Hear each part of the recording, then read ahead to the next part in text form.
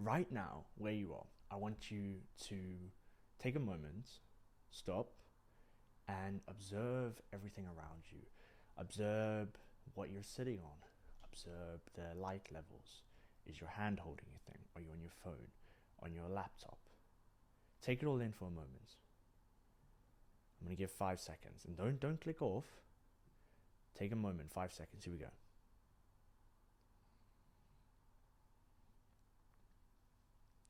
Okay, 5 seconds had simply passed, and now you're aware of your scenario.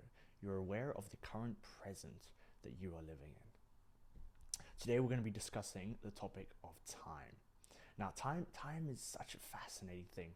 The more I've been looking into time, the more it reveals to me, and the more of a rabbit hole it becomes.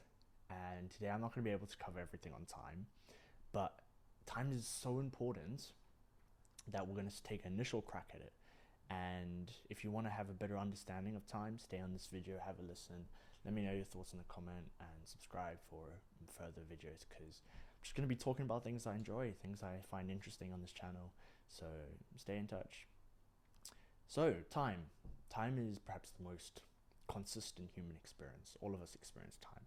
And it's something that we all can bond over, right? I mean, all of us live in a world where time exists. Now, for the average human, you'll live about 80 years. Now, if you're really lucky, and I mean like statistically less than 1%, you're going to reach 100 years. 100 years. In the grand scheme of things, that's not that much time. But in terms of human existence, that's quite a significant amount of time for the fact that you live 20 extra years compared to the average year. Compared to the average lifespan, at least. Now, in our experience of time, time feels very linear. It feels like a sequential process. We're born, then we experience childhood, then we experience teenage, adulthood, adulthood, and then finally old age, and then we die. But time continually moves, it flows. It's almost like a state. It's a flowing state. And in terms of defining time, that's tricky. But if we think about it as moment to moment, moments passing, then in our experience, time is linear. For example, you've been on this video for maybe around 30 seconds so, and since then 30 seconds have passed in your life. Thank you for spending this time with me. And so we have this sort of current consciousness where the present right now feels real, and the past has been experienced, but the future is still to be experienced. However, what if I told you that theories say that time may not be so linear? Theories maybe say that time is almost as if it's a circle. Let me explain. Einstein, you probably know the guy, very, very intelligent dude, and he created the idea of Einstein's theory of relativity. The idea of relativity. Now, relativity refers to, it can go into a lot of different topics, but when we're looking at the topics of time, there's sort of 2 points. The first one is that time is relative, so that means that different people experience time differently. Think about this. When you were younger, didn't it feel like time flew by extremely fast? And as you're older, time moves much slower. Now, is this relative? Perhaps, because as you're older, you've experienced more time, and so therefore it might feel like it's moving slower, while when you're younger, you've been in the world for less, and so time is more of a higher proportion. But in terms of Einstein's theory, we think about time being different based on the speed and gravity of the situation you're in. So for example, if you're watching this in space and you're in an extremely fast rocket by a very strong gravitational field, you are going to experience time slower than me. So that means I'm going to age faster than you. And so you have this sort of idea that maybe it's simply the circumstance of the world that we live in that time is linear, but in reality, time may exist differently in different states.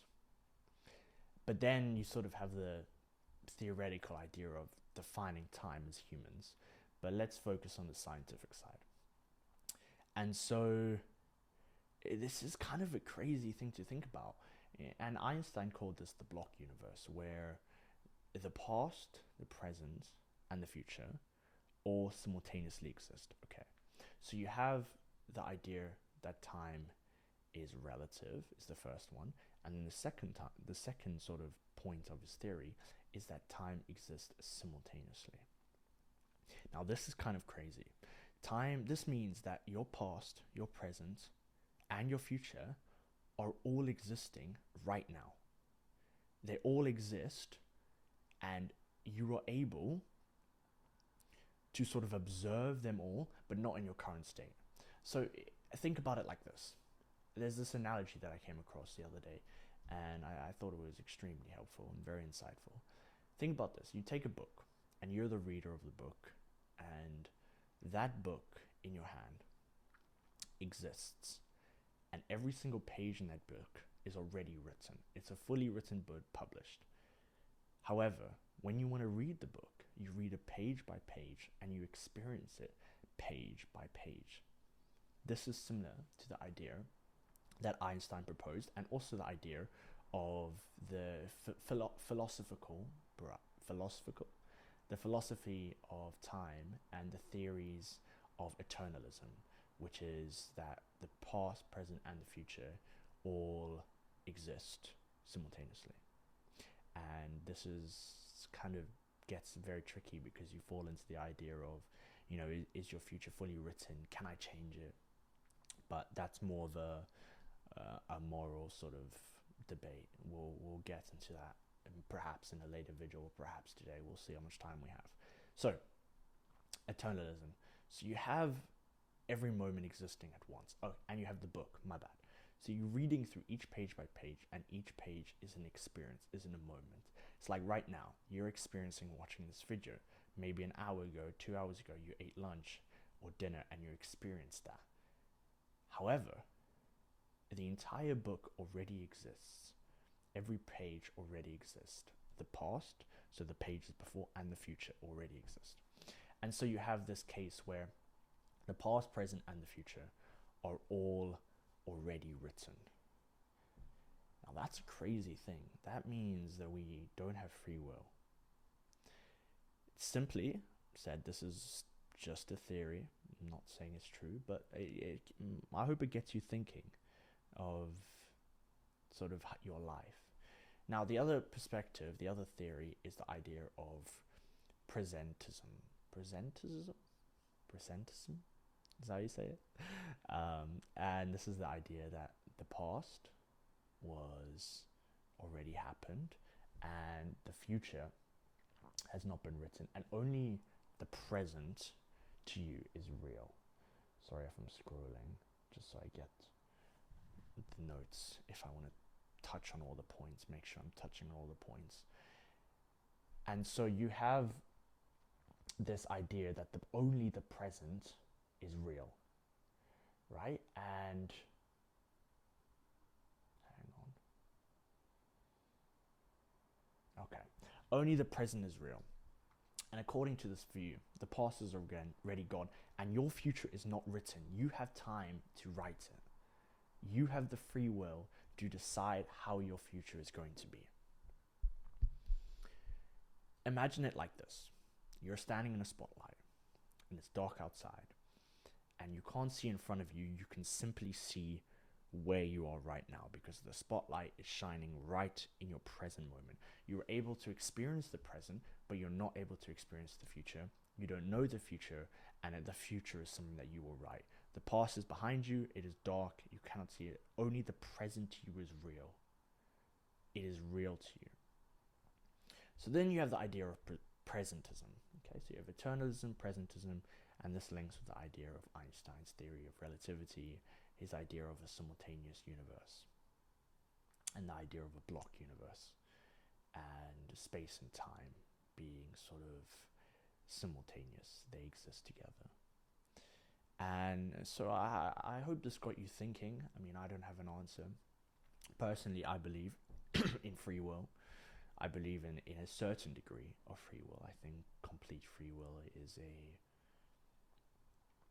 strong case. I don't know if it's fully true, but I do believe in a significant amount of free will within our circumstances. And so I believe in sort of a presentism perspective, but I'm very curious what you all think, and let me know. And of course, there's many different variables to all these theories. You have sort of the ideas of a higher power, a God that is external and eternal, so outside of time. And yeah, I guess I hope this just gets you thinking about the consequences that time has and potentially the implications on it. I thought it was really interesting, so let me know your thoughts, and thanks for listening. Have an amazing day, and I'll see you very soon.